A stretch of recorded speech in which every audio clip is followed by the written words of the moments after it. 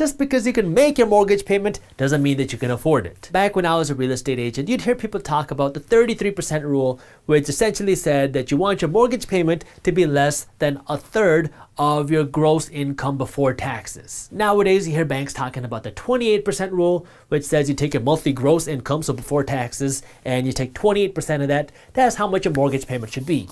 But this 28% rule doesn't take into factor your property taxes and insurance, so when you add it all up, it ends up being about a third of your income before taxes. So I guess things haven't really changed. So let's take a look at the numbers. Let's assume that you make $5,000 a month before taxes, and a third of your income, 33% of your gross income, is going towards your housing costs. So this is your mortgage, your property taxes, and your property insurance.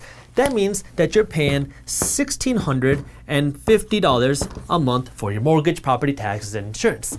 And let's assume that you're putting 10% of your gross income towards your savings and 10% of your gross income towards your investments. So this is a little bit less than what I recommend, but let's go with that for the sake of this example.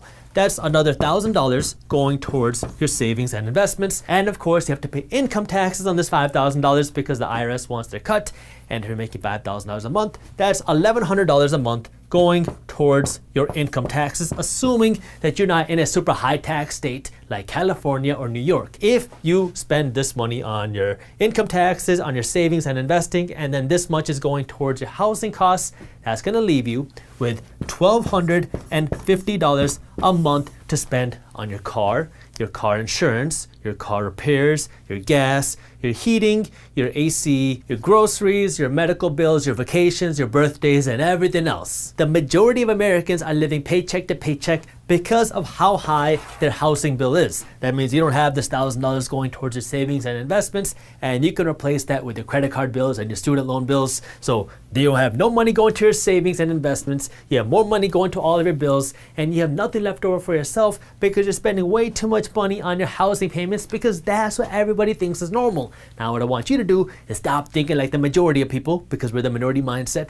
and start thinking like the minority of people. What I want you to do to be able to afford your mortgage payment is have your mortgage payment be no more than a quarter of your total take-home pay. So if you're taking home $5,000, then your mortgage payment should not be more than a quarter of that. So you got to factor in taxes, and based off of what you keep, then your mortgage payment should not be more than 25% of your total take-home pay. If you already own a home and you feel like your mortgage payments are stretching you too thin, then you might want to consider refinancing your mortgage, because that can be a way for you to save money on your monthly mortgage payments. Fourth, you should not be buying your home as a way to get rich. Many people have this misconception that your home is an investment. Your home is a place where you live in. It can make you money. Many people have made a ton of money by owning a home that had appreciated in value, but you should not treat your home as an investment, because if you really want to get rich and you want to do that by investing your money, you can get a much better return on your money by investing your money into an investment property instead of the home that you live in. Everybody sells the idea that the home that you live in is the best investment that you can make, because that's what makes banks money, that's what makes real estate agents money, that's what makes title companies money, and that's what helps fuel the government, because real estate is the backbone of America. So if more people are buying homes because they think it's the best investment ever,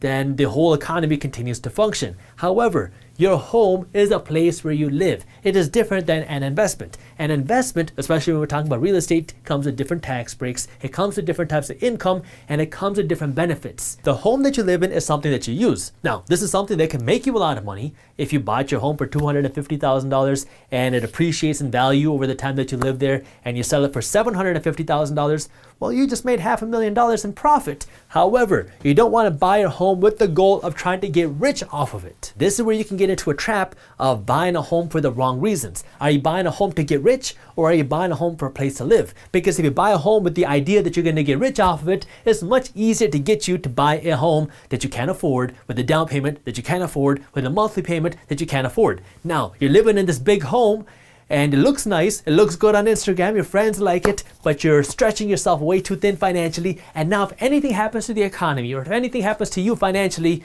now you're underwater on a home that you thought was going to make you rich. Treat your home like a liability. If it makes you a lot of money, great. But you're not buying it to get rich. If you want to get rich, you should be buying an investment property because now you're buying this property for the purpose of making money. And during the time that you own this property, you're also making income every single month through rent. Buy a home with the goal of living there, not to get rich. If you want to get rich, then invest your money instead. And number 5, you should not buy a home unless you're ready to be a homeowner. Buying a home is a big deal. You shouldn't just buy a home because your mom and dad and uncle and aunt keep saying that you should buy a home instead of just throwing all your money in rent. You need to buy a home when you're ready to buy a home. It's not always cheaper to buy a home than rent a home, especially when you factor in property taxes and insurance and maintenance costs and the opportunity cost of what you can do with the down payment. Buying a home is cool because now you can put it on Instagram and show everybody that you're finally a homeowner, but it also means you got to settle down. Are you ready to settle down in a particular location? Buying and selling a home can be expensive and it can take a long time. So if you buy a home and then you realize you weren't ready and now you want to sell the home,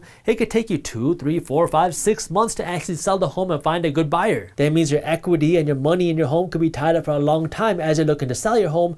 And if you have to move quickly, that could slow you down. I'm not trying to discourage you from being a homeowner. Homeownership is great, but you just got to make sure you're ready to be a homeowner. Can you afford it? Can you afford the down payment? Can you afford the monthly payment? And are you ready to settle down?